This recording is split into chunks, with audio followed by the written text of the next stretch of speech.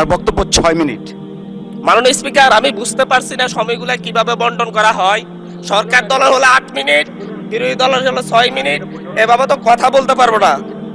মাননীয় স্পিকার, পাশাপাশি আমি এই সংসদের সর্বকনিষ্ঠ এমপি, বাংলাদেশের ইতিহাসের সর্বকনিষ্ঠ এমপি।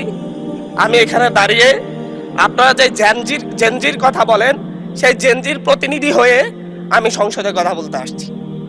আপনি যদি বলেন যে জেনজিরা কি চাই, আমি বলছি জেনজিরা 72-এর সংবিধান আর চাই না।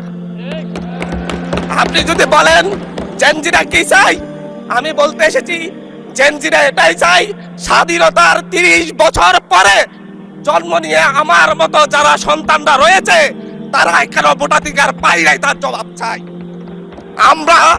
আমরা তো স্বাধীন বাংলাদেশে জন্ম নিয়েছি। মাননীয় স্পিকার, আমাদের কি ভুল ছিল?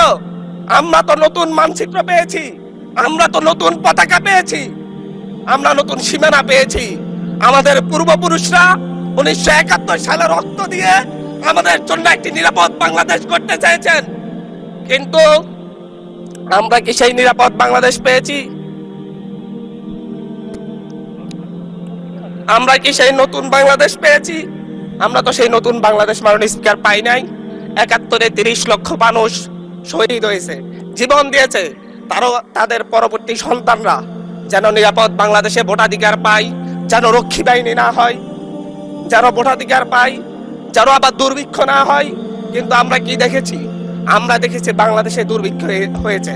1973 সালে ভোট চুরি হয়েছে।